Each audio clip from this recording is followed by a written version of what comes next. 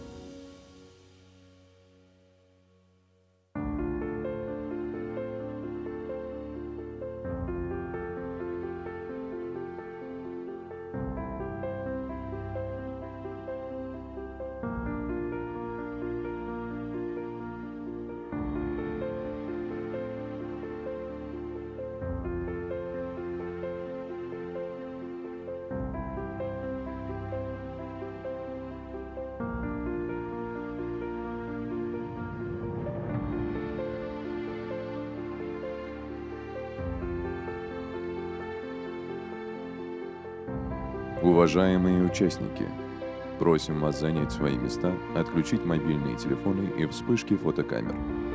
Церемония открытия начнется через несколько минут.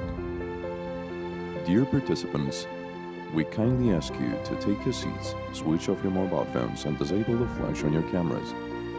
The opening ceremony is starting in a few minutes.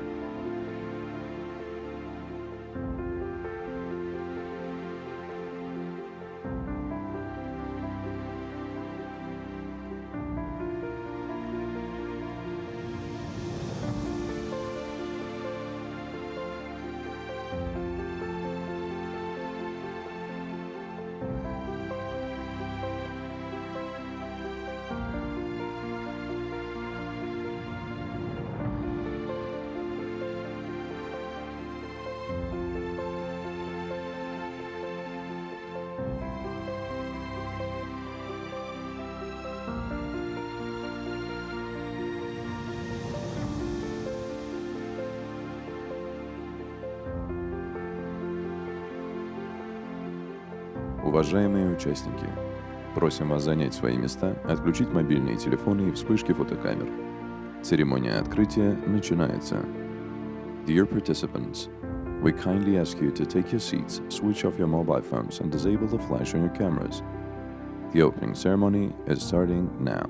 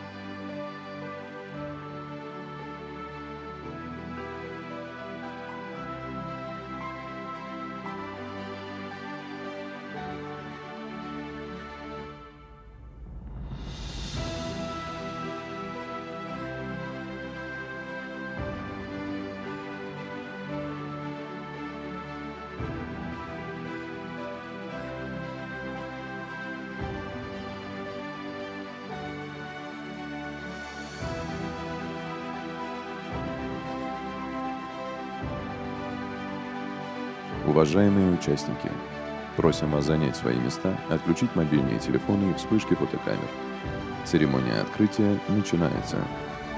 Dear participants, we kindly ask you to take your seats, switch off your mobile phones and disable the flash on your cameras. The opening ceremony is starting now.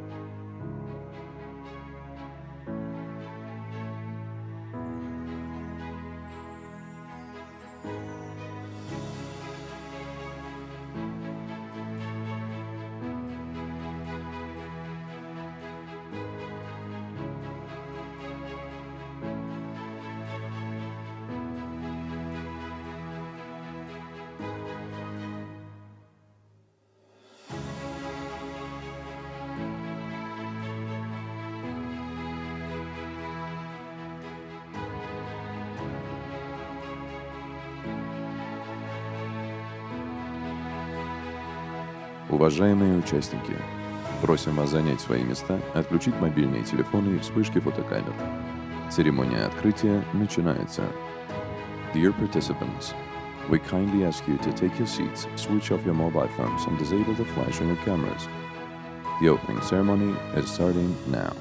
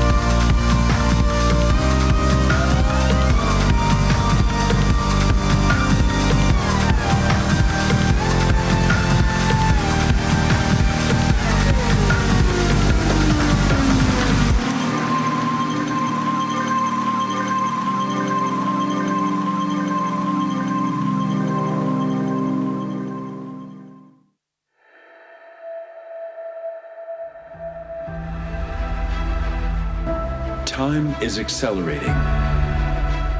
Humanity has passed an important milestone. The world continues to change at an incredible speed, and we are changing with it. The invention of the steam engine laid the groundwork for the first technological revolution.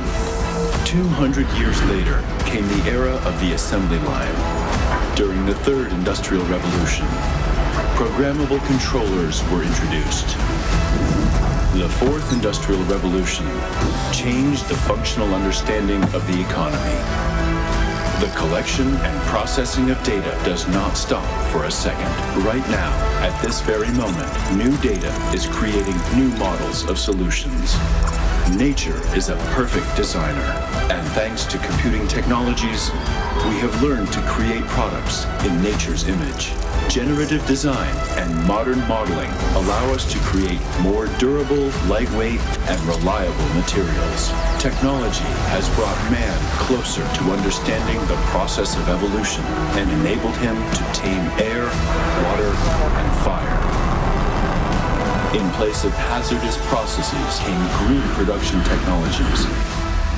Technology, economics, and evolution are united. Our future depends on us.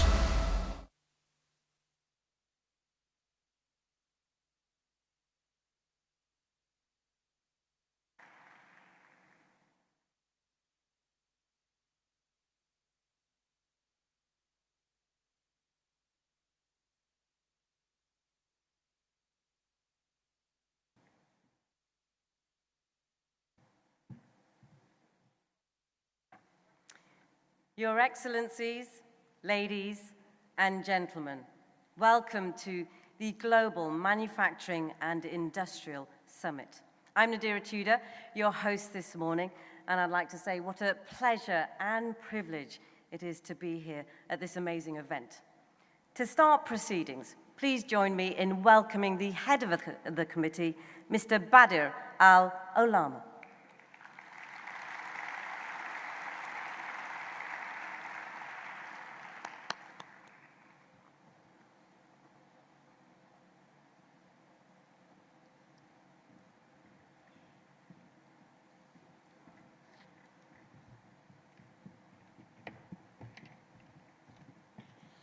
It's very hard not to get pumped up after that music. Your Excellencies, ladies and gentlemen, it gives me great pleasure to welcome you all here today to the beautiful city of Yekaterinburg, the industrial capital of the Russian Federation. At the inaugural summit held in Abu Dhabi in 2017, we brought together some of the greatest minds at the forefront of innovation to address the economic migration challenges facing our world today. Whether as a result of globalization or the rising disorder in global politics, the world needed a solution, and manufacturing is our tool. Moving from our last gathering 2 years ago, we have seen a growing public consciousness taking shape and increasing awareness that our ways of living and working are having an irreversible impact on nature and on our future. But it is remarkable that at the same time, it is nature we are turning to for solutions and for new ideas in plotting the way forward. Humanity has always made use of lessons offered by nature, and we have seen this most obvious in medicine, but in no less meaningful ways in other sectors such as manufacturing. Steam took us a leap forward, transforming agriculture and just about every other facet of our existence. Electricity-powered automation, it brought with it mighty factors that led to the progression of our industrialized society. And our evolution didn't just stop there. We arrived at an era of mass communication, with the internet at its core, linking our disconnected world and spreading knowledge at a phenomenal pace that could have hardly ever been imagined just a few decades before. How telling is it, then, that in this day and age of technological innovation, we find ourselves consciously turning to nature for guidance in shaping our future. Therein too, lies the wonder of our natural world. It is right that we recognize her wisdom, as we should, her fragility. Already, great advances have been made in harnessing the sun and wind as new sustainable and clearer sources of energy to help drive our industrialized society. Bird flight, animal motion, and plant biology have all inspired some of the most innovative technologies of our modern society. It is part of industry's inventive nature that it should address the massive complexities brought about by the fourth industrial revolution. So swift and sweeping are the changes happening on the factory floor, in the shops, in our homes, and on the streets, in the air, and even into space.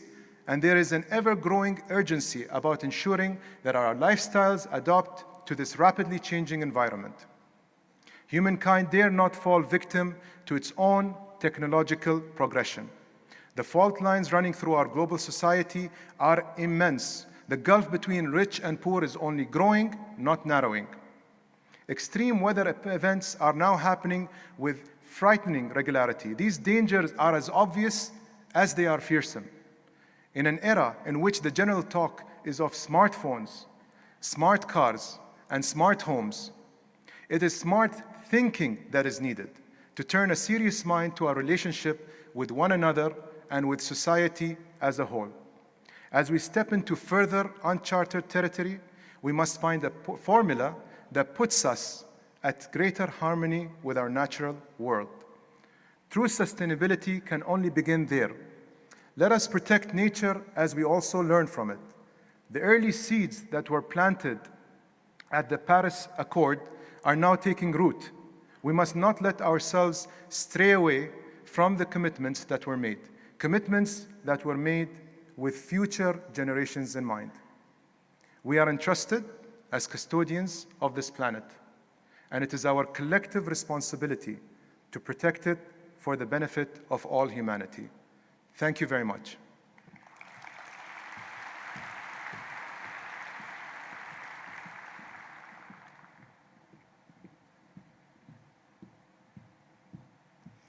Thank you, Mr. Al-Olama, for that very insightful welcome address. Now, I would like to welcome to the stage Mr. Dmitry Kozak, the Deputy Prime Minister, of course, of the Russian Federation. Please come to the stage.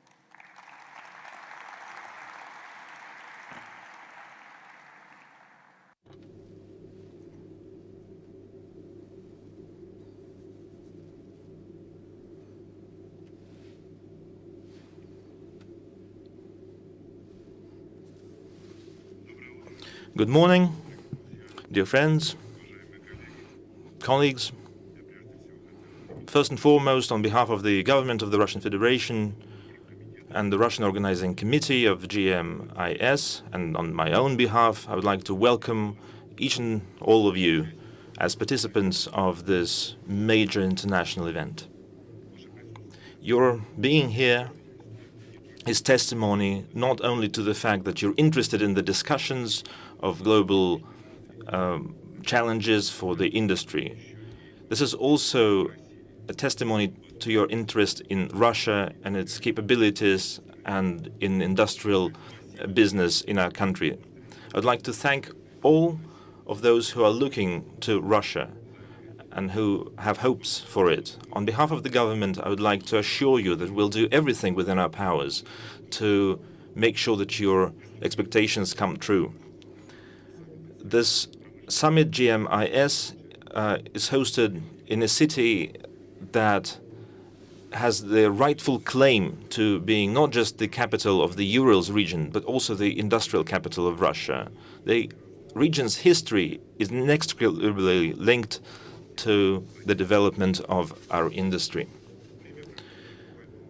The summit happens at a time of the main national industrial exhibition happening during the same week. I'm sure that the combination of GMIS and INNOPROM can become an effective platform to strengthen international manufacturing cooperation. It will be a unique discussion club for singling out challenges in this field of industrialization. In May 2018, during the International Economic Forum in St. Petersburg, a memorandum was signed to hold this summit in Russia. Even though we didn't have enough time to get everything ready for it, we've been able to provide the infrastructure for the forum. And I would like to thank the governor and the government of the Sverdlovsk region, the Ministry of Trade and Industry of the Russian Federation, and the whole organizing team for this big event. There's a wide agenda,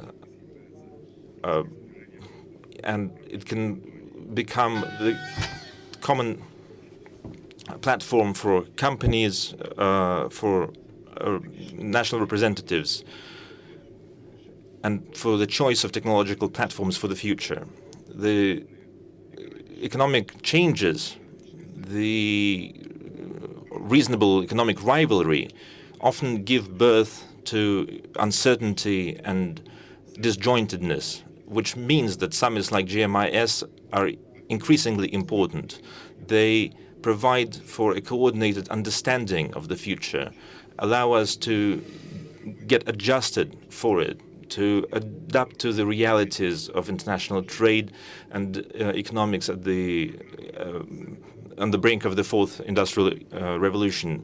The agenda of this forum has to do with the nature, with the role of biomimicry and its impact on society.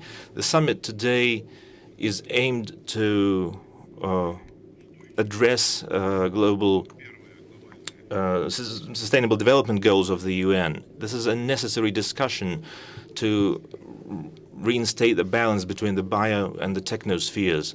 I am certain that all of the participants of the summit will not only be able to participate in the discussions of the agenda, but also to become exposed to traditions of Russian hospitality that you will find here in Yekaterinburg. I would like to wish all of you success and every success in your activity as you work for the prosperity of your countries and companies.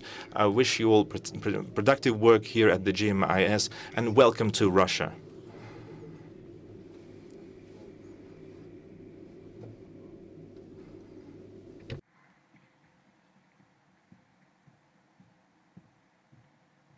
Thank you, Mr. Kozak.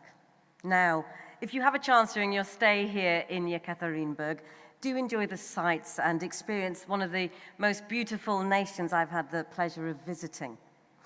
Now, we'd like to offer a number of opening keynote addresses. We'll start with His Excellency, Engineer Suhail Al-Mazrui, Minister of Energy and Industry of the United Arab Emirates.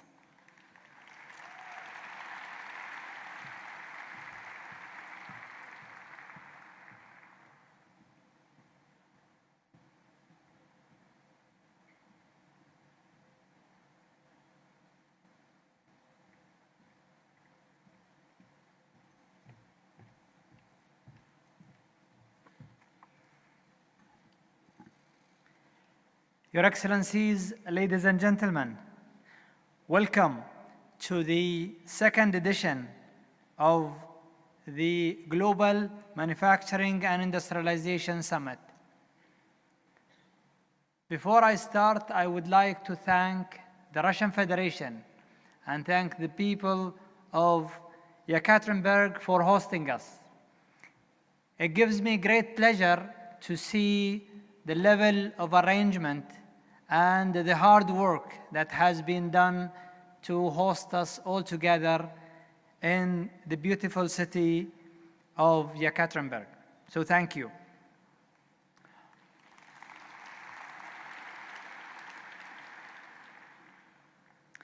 It is very inspiring to see this number of delegations coming from different countries to participate and take a space in exhibiting and sharing their learnings and what they are doing as policymakers, thinkers, innovators, and academia as well.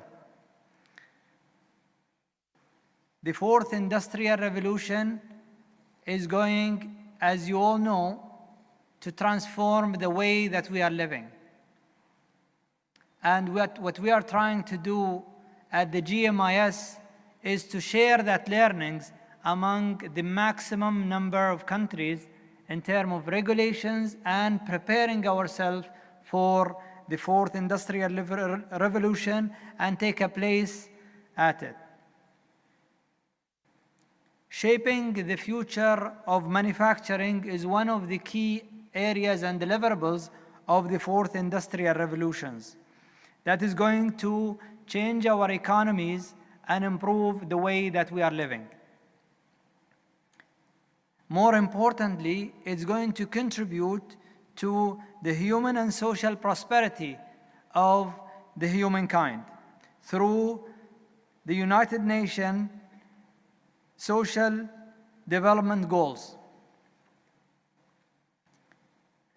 GMIS present an ideal platform for us to engage, not only as a policymakers, but also as thinkers, industries, financing community, and also academia. We started this summit in Abu Dhabi, and when we started it, we had a dream with the United Nations. And I would like to recognize His Excellency Li Yang and his team for their great efforts working with us to make this event a global and highly participated events in different countries around the world. In the United Arab Emirates, we are fully committed to the transformation of the future of manufacturing. And in the recent years, we have put these words into action at home by launching a development of multiple initiatives. We started hiring the first minister for artificial intelligence in the world. And we started that with key initiatives, including the National Strategy for Advanced Innovation and the Dubai 3D printing strategy, and those are just few. We believe that those initiatives and many others are going to prepare us to play a key role at the fourth industrial revolution through putting a strategy and engaging with different countries, including the Russian Federation as a leading in this field. In partnership with UNIDO and through the GMIS, we are co-chairing, we are determined to spread this commitment to the maximum number of countries around the world.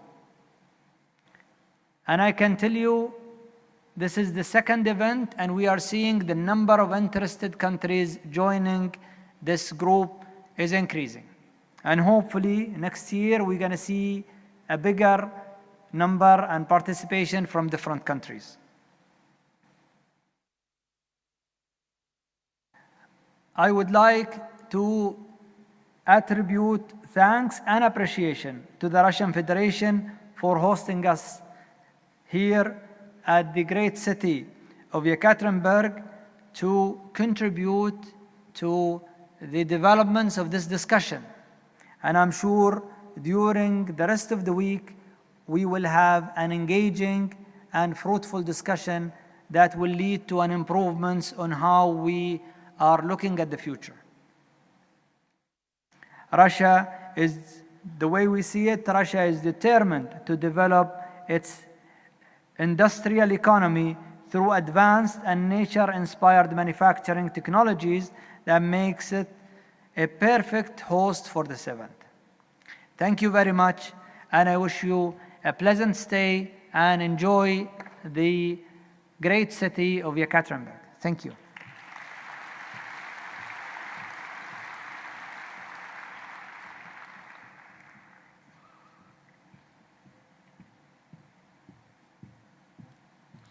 Thank you, Your Excellency. Next, I would like to invite to the stage Mr. Lee Yong, Director General of the United Nations Industrial Development Organization, UNIDO.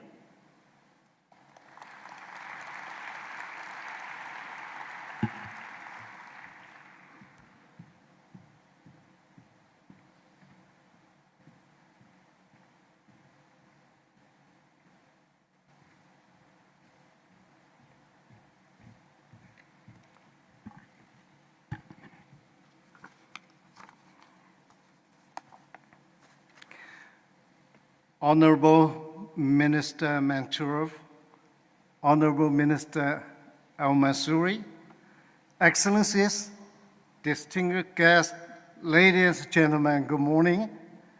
It is a great pleasure to be here in Ekaterinburg, a beautiful and industrial city of Russia, to open the second Global Manufacturing Industrialization Summit. I just would like to thank our partners in the United Arab Emirates and the Russian Federation, who together with UNIDO have worked tirelessly towards making GMIS 2019 a reality. UNIDO greatly values the strong support from the United Arab Emirates, and I look forward to further strengthening our collaboration through GMIS and other endeavors, such as the UNIDO General Conference that will take place in Abu Dhabi from November 3rd and 7th this year. Similarly, the strong support of Russia Federation for UNIDO's activities is very much appreciated, and we look forward to further enhancing our collaboration in the years to come. Excellencies, colleague, friends, the fourth industrial revolution represents the convergence of manufacturing and digital industries. New innovations such as Internet of Things, 3D printing, wearable technologies, artificial intelligence, and many others can make the manufacturing more efficient, specialized, and scalable. These advanced technology can also help us meet the global development challenges identified in 2030 Agenda for Sustainable Development, its 17 goals adopted by United Nations member states in September 2015. And for instance, drone technology is already being used for precision agriculture and food security. In UNIDO projects, we are experimenting with Internet of Things technologies, optical recognition combined with artificial intelligence, as well as with augmented reality. These technologies can support implementation of SDG Goal 9 and promote inclusive and sustainable industrialization. Advances in materials technology can make a contribution more sustainable. 5G can improve our communication capacity, and while manufacturing can become more efficient, more productive, and potential positive impact of the fourth industrial revolution can make mankind cannot be overstated. However, we must also be aware of the possible risks posed by these new technologies to prepare our policy accordingly. Given the high-income countries hold most of technological capital and infrastructure invest the most in research and development, there's a risk of increasing global inequality. And even in high-tech economies in global north, an increasing automation can lead to job losses for both unskilled and skilled workers. These risks must be considered if we wish to create shared prosperity in this new industrial area. Distinguished guests, ladies and gentlemen, it is only through the dialogue that we can build dynamic partnerships, show thought leadership, and deliver on the promises of the fourth industrial revolution. I just would like to stress that the fourth industrial revolution will affect everyone, and therefore everyone must be listened to. This is why we have created GMIS. GMIS is essential to a discussion on the fourth industrial revolution, giving its global scope, its high-level outreach, and its expert-led discussions. GMIS helps us in our aim to promote inclusive and sustainable industrial development worldwide, and thus to attain sustainable development goals. And one of the advantages of GMIS is that we can also bring new conversations worldwide, promote areas or sectors that may not be yet well known. Nature-inspired innovation is one such area. We understand this is a theme of this GMIS. Let me provide two examples. Firstly, researchers are studying the fins of the humpback whales to increase the efficiency of the wind turbines. Secondly, the properties of the fish scales are being harnessed to produce thicker protective gloves. Our hosts in Russia Federation are at the forefront of this emerging area of industrial development, integrating it in its national industrial strategy and convening several important international fora. We look forward to hearing more of the potential of nature-inspired innovation over the next 3 days.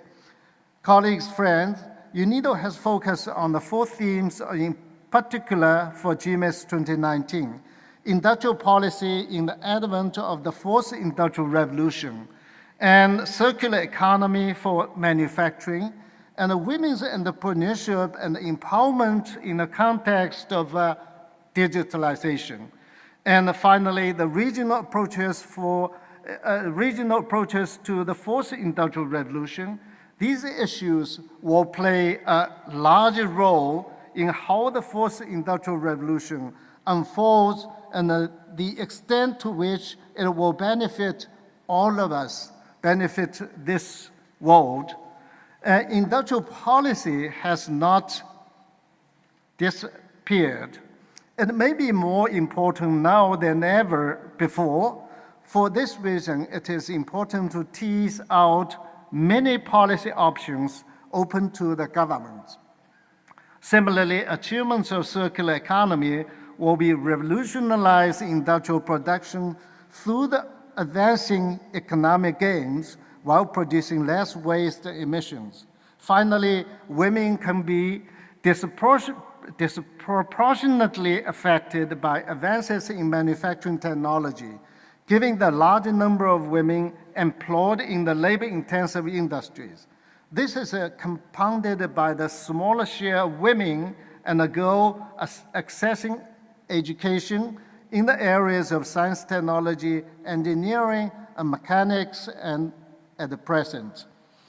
Colleague friends, given the varying development capacities, priority, and needs of the different countries, regions, regional approaches, reporting will also be important in the context of the 2030 agenda.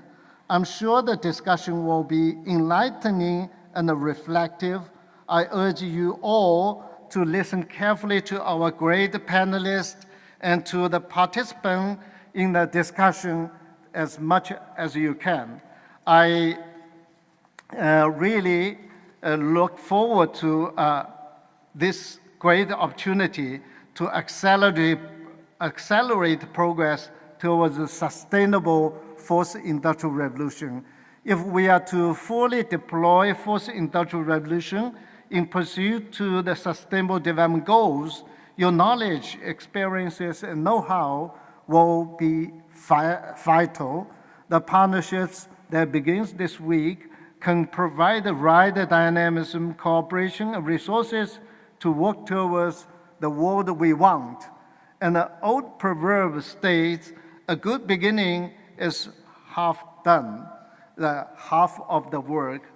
Let us make the beginning of many successful collaborations and the flowering of new solutions and innovative designs, and also carry out or carry forward our GMIS process, start from second one again. Thank you very much.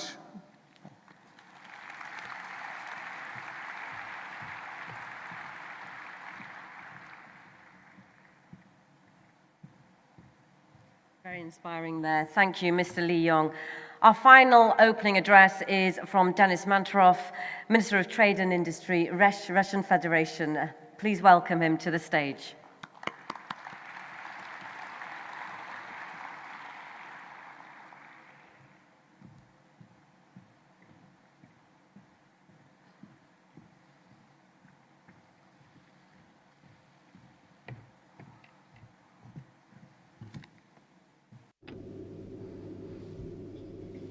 Colleagues, friends, ladies and gentlemen, good morning.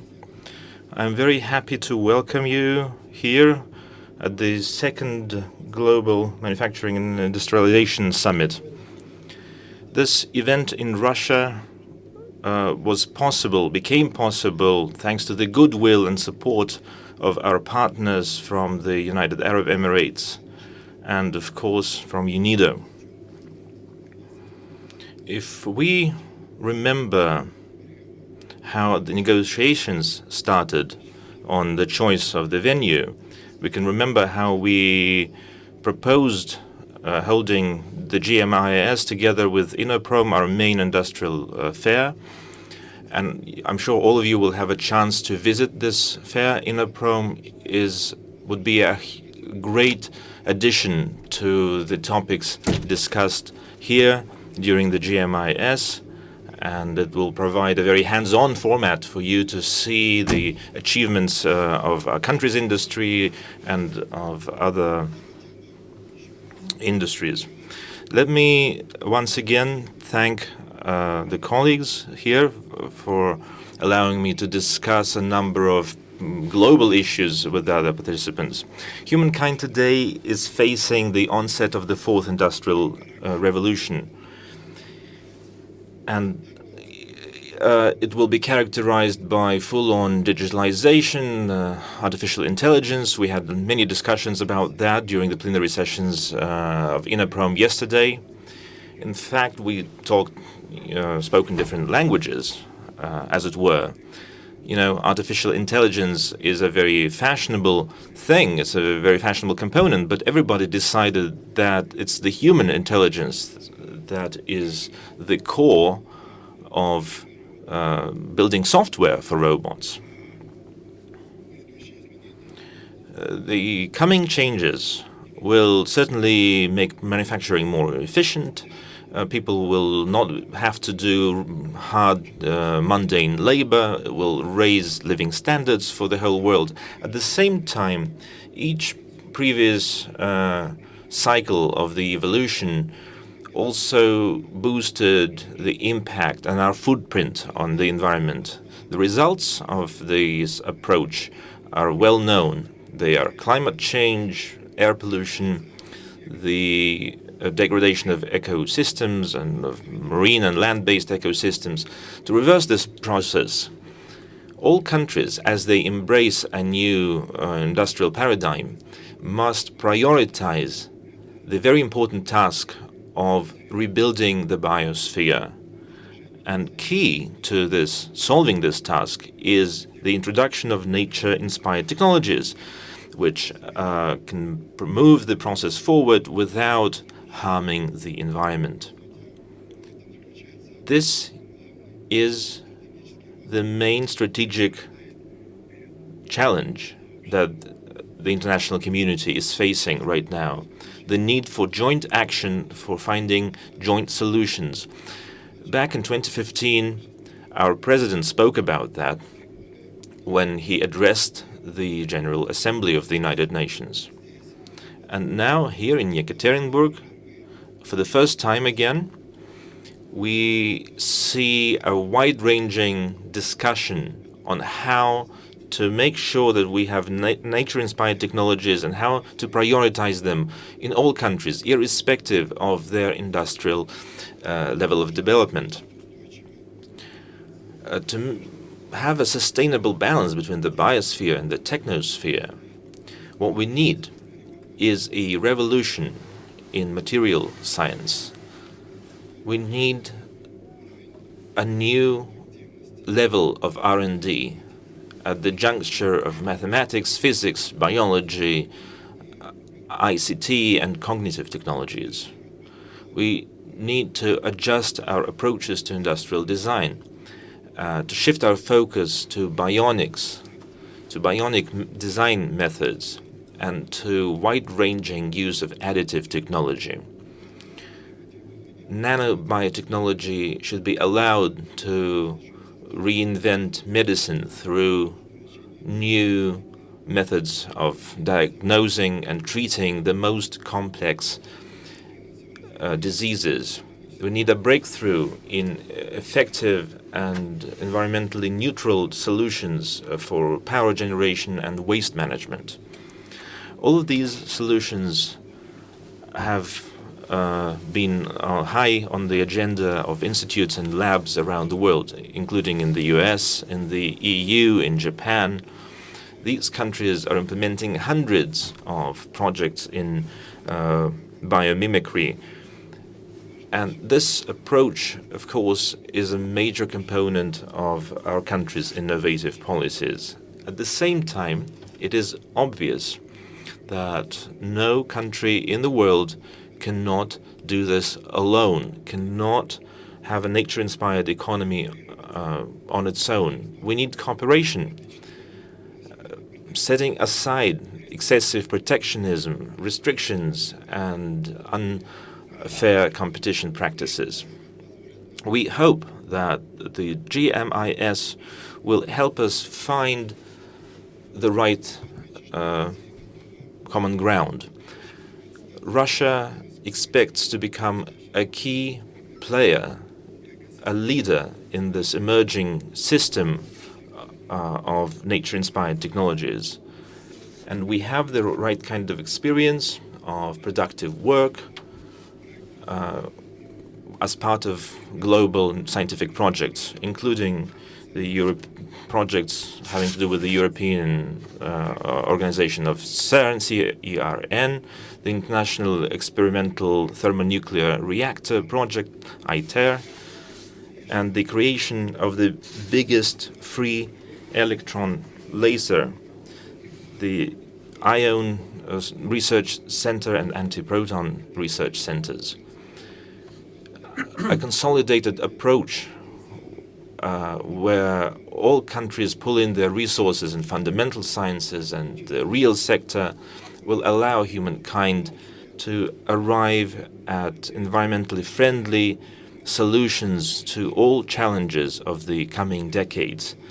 I would like to wish all participants and guests productive discussions, new solutions and ideas, new contacts, and of course, just to have a nice time in this beautiful city of Yekaterinburg. Thank you for your attention.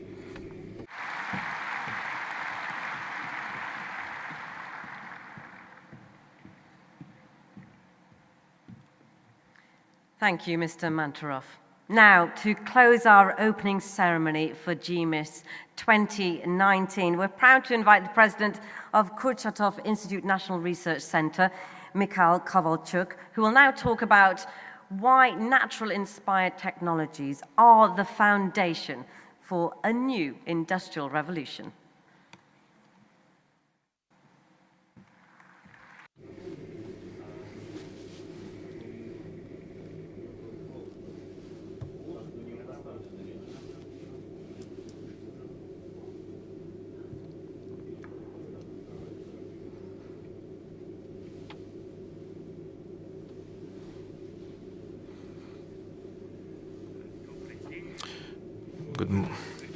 Good morning, Mr. Manturov, Mr. Kozak, colleagues. I listened to some of the previous speeches and the previous speech, which touched upon some nature-like technologies, and I would like to just draw your attention to some more specific details of what has been said before. When we begin anything, any project, the first thing to do is to single out our priorities. Priorities can be divided into tactical priorities that provide for our day-to-day existence and strategic priorities that have to do with the future. The first kind of priorities have to do with products and markets and industries. The second type of priorities have to do with breakthrough technological paradigms based on fundamental knowledge. If you don't tackle the tactical tasks, you won't live long enough till tomorrow. But if you have no strategy, there's probably no point in living to see the day of tomorrow. So they're interlinked. Strategic priorities, after a while, become tactical priorities. But initially, we don't even discuss products when we talk about strategic priorities. Let me give you an example.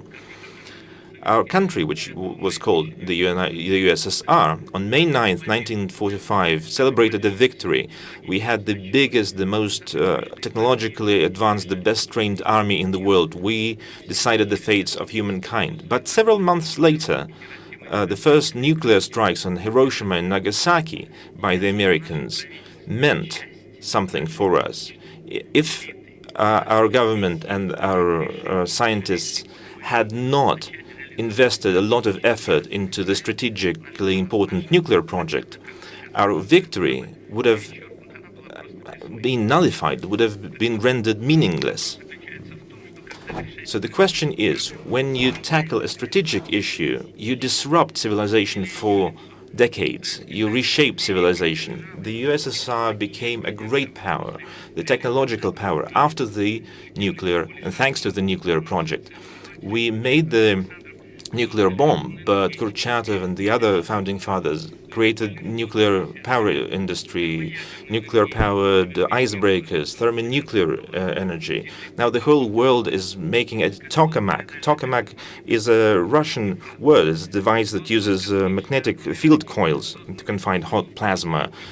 We've created mega units that drive the creation of new materials, supercomputers, maths, new materials that are driving medical research today. The reason we remain one of the few sovereign states in the world is that our predecessors completed the nuclear project. It was simple back in the day. The Americans dropped their bombs, and either you have a bomb, then you have parity, or you don't, and then you die. Today, everything seems calm and simple, but in fact, humanity is facing the most frightful choice.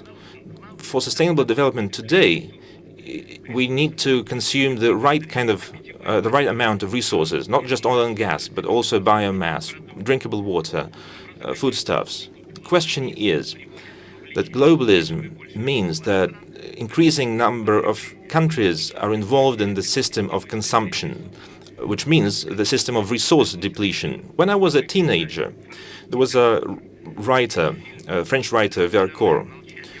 There's a movie, The Silence of the Sea, based on a work by this author. I was interested, and I read another book by this author, which was called Quota, or Proponents of Luxury.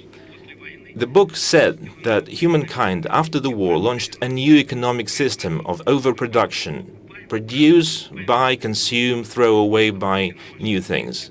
A machine was created for resource destruction. That machine was meant to satisfy the interests of the countries of the Golden Billion. What we're seeing today is that the system that was initially meant for the global billion, for just a small proportion of humanity, is now working almost throughout our planet. And we are beginning to see the bottom of this barrel. Back in the day, that author said, when a country like India reaches the energy consumption level of the United States 6 years ago, we will see a collapse of our resources, and that's what we're seeing right now.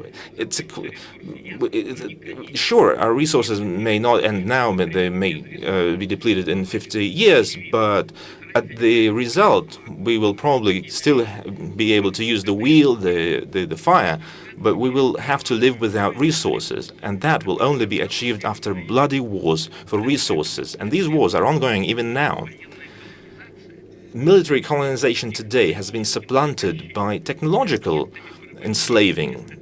What is enslaved is not third world countries, but developed countries, because they are the most vulnerable countries for technological colonization that is supported by military power. How did we end up like this? Nature has been existing for billions of years in harmony. It's been self-reliant without any lack of resources, and we were part of this cycle. Before the steam engine in the mid-18th century, in England and in Russia, we were part of nature. We woke up in the morning, used our own muscles, the muscles of our animals, wind and water. The steam engine and the arrival of electricity gave us new sources of energy and a way to deplete resources.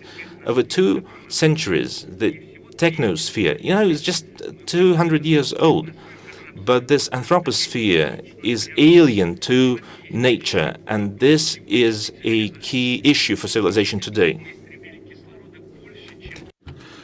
So we spent more oxygen in 50 years than in the billions of years before.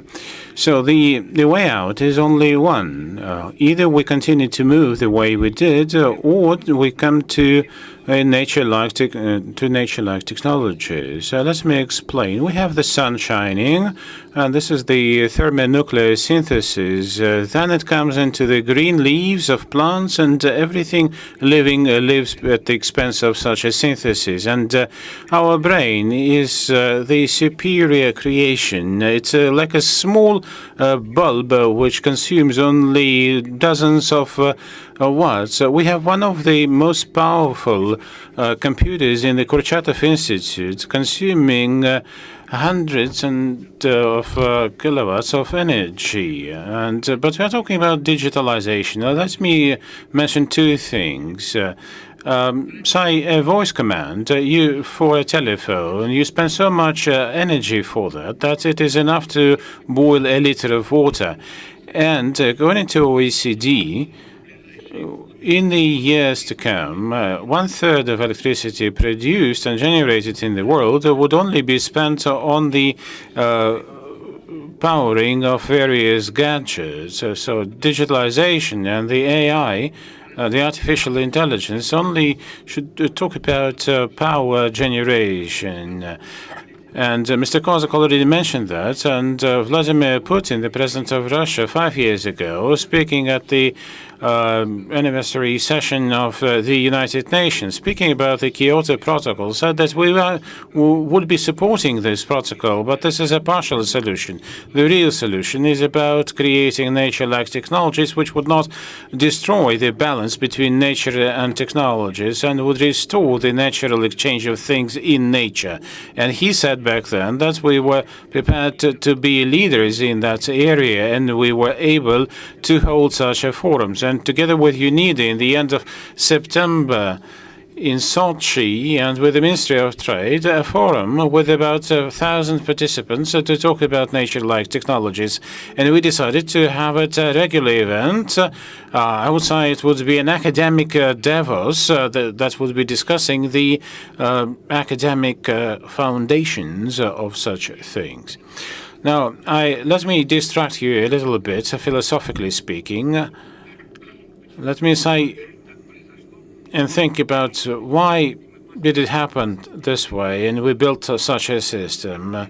Well, the science only began 300 years ago. We looked around us and we did not understand the world around us. It was more about God. And then we started to dissect this indivisible nature into separate segments so that we can understand those. So we built those very narrow disciplines of education and science and also sector-based economies.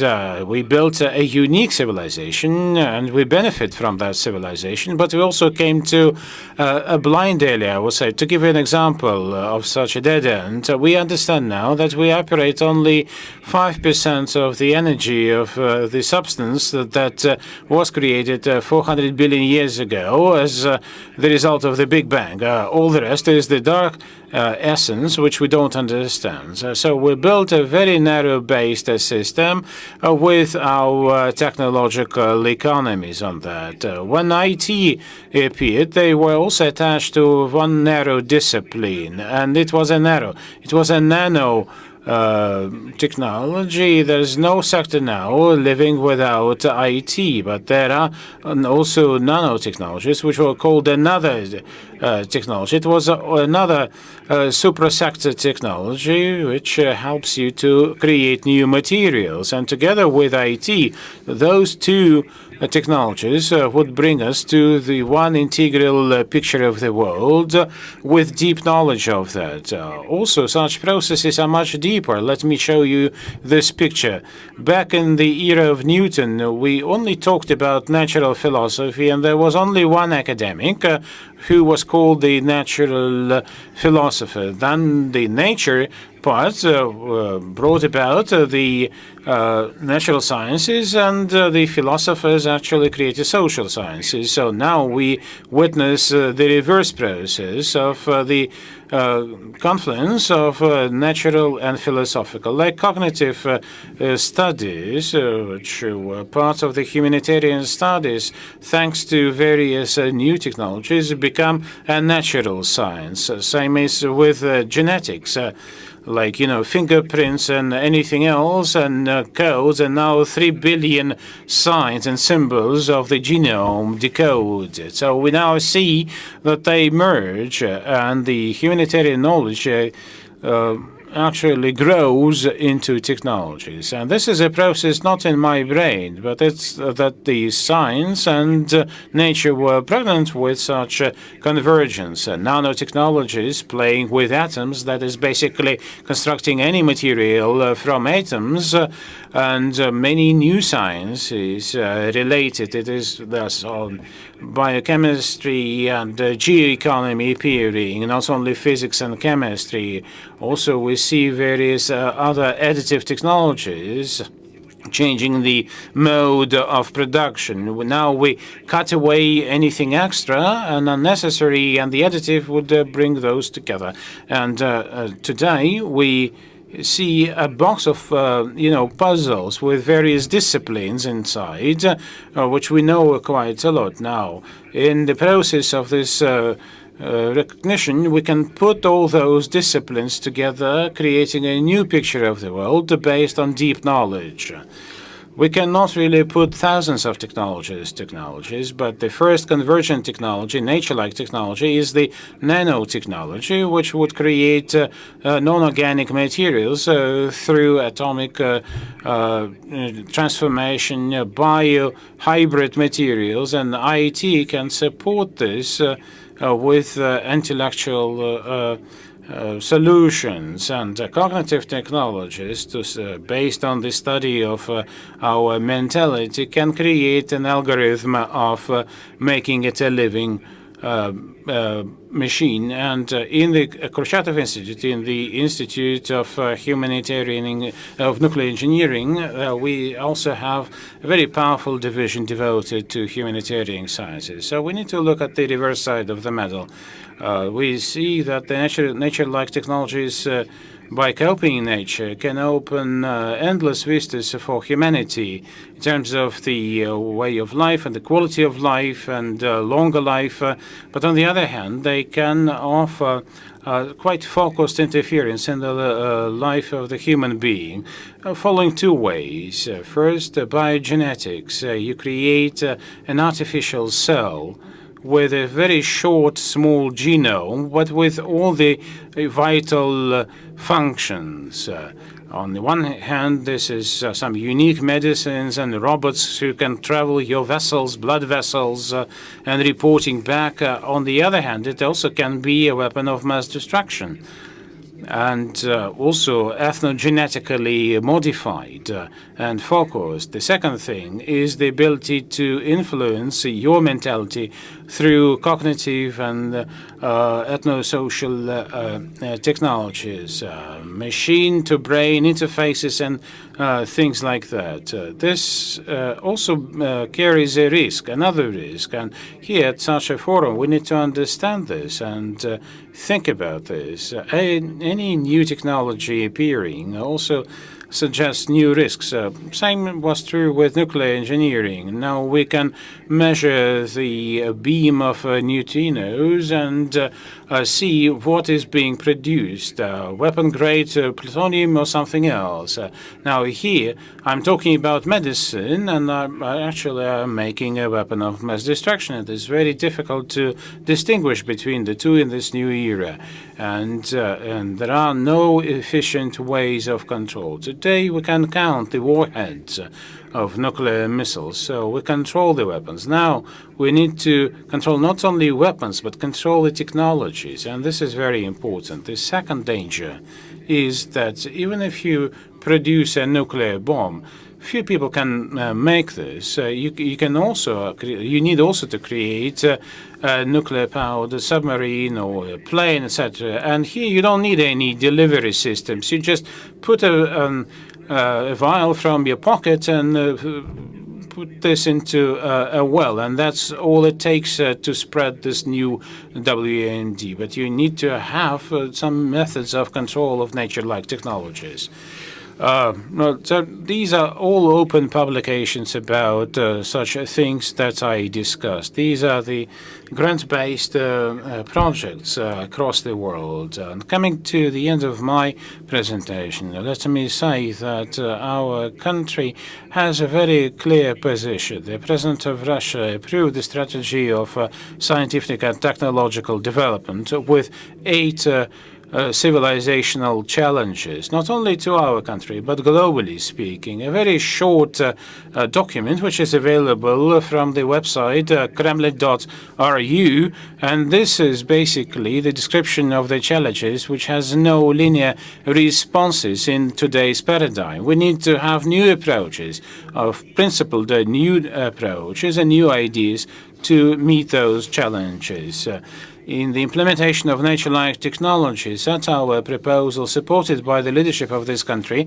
In our institute, we actually created a center for nature-like technologies based on the convergence of various scientific technologies. The basis is the sources of neutrinos, a supercomputer, and various other technologies like biomedical things.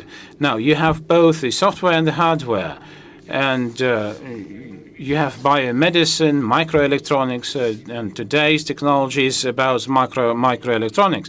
Developing nature-like technologies, we need to have a connection to the microelectronics. So we have the chips, the full production, and on the other hand, we have the biomedicine, the stem cells, etc. Then crystallography and nanotechnologies, and interface, which connects microelectronics with the living beings.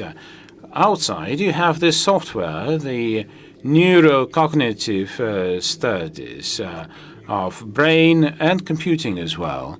And there you study your mentality, your thinking, and create hybrid systems and anthropomorphic systems and mechanisms. What is important? Take a look. We have a full section which I think is looking into biocompatible materials like skins and organs, etc. And these are nature-like things for sure. Then biofuel cells using the metabolical processes of the human body. Like we all eat, and then we are very efficient in terms of energy consumption.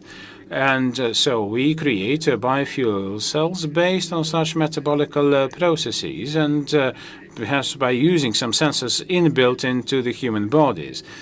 And totally new computing. We actually built a wrong system of computing. The brain is slow. It lives in the analog world, and our computers operate with zeros and ones. So basically, consuming a lot of energy for nothing. So we need a new mathematics and new computing, something that we are actively developing. Now, this is the cognitive thing. So, for example, 80% of our information we receive through our eyes. This is the brain, the interface, and interface with the machine. And through visual, we can open broad vistas, technological vistas. Also, we actually see some convergence between technology and humanitarian sciences. In our Polytechnical Museum, we have 10 mummies, and we actually studied all those mummies with computer tomography. We used also the chemical analysis, and we restored these faces. So we will be actually exhibiting those replicas now. So we have the stories of illnesses of people who died thousands of years ago, and this is very interesting for all of us. And we have new insights into the ancient technologies. So we are talking about osteochondrosis, and basically those mummies actually had those problems at the age of 30. Our country, our president, have announced a very ambitious set of national projects. One of them is science. To implement nature-like technologies, we have a program of measures, and we've launched 2 powerful programs. One on genetics that provides the tools for working with nature, and first and foremost genetic editing. And the second one has to do with creating in Russia a network of mega units and facilities. We are building a new reactor in Gatchina near St. Petersburg, and we're building 3 synchrotron centers, 4th generation centers, 2 sources, one in Siberia and the other one in the Far East. In 5 to 8 years, Russia will have the most powerful and advanced research infrastructure. And now, allow me to wrap up by saying this. Why do we need all of these facilities and units? Mr. Manturov mentioned Russia investing about 2 billion euros into European mega projects. We're talking about CERN, about the free electron laser in Hamburg, another unit in Ramstadt, and the European Synchrotron Center in Grenoble. We didn't just invest 2 billion. What we added, we donated intellectual property, because the whole world is building tokamak. It's a Russian invention, and it was invented by the Kurchatov Institute. Now the whole world is building something like that in the south of France. Free electron technology was proposed by Soviet scientists, and the whole world is building these machines. Everything in the world today is defined by the function of understanding. Function is motion. Planets move, mechanical things move. But how are we making technologies, new technology today? We find a piece of quartz in the mountains. We'll take a look at it. We'll study its physical properties. We understand it's a piezo quartz. If I compress it, it produces electricity. If I run a current through it, it expands. You have it in your watch, in any device. How did we see that? We used an X-ray machine to see where the atoms are inside this piece of quartz for this property to occur. And then, empirically, we're trying to reproduce this. But atoms are in this position either due to the Big Bang or due to chemical reactions. If we could glean from nature how atoms ended up where they are, we would be able to have a breakthrough in technology. We have chaos, in essence. This chaos is used to produce order. This is the way of the world. We are looking at ordered structures today and are trying to replicate them. And our task is to see how chaos restructures itself to become organized. And these new facilities and units we are creating will allow us to be able to see that. what we're doing in Europe is dedicated to that as well. So this, in a nutshell, is all thank you for everything.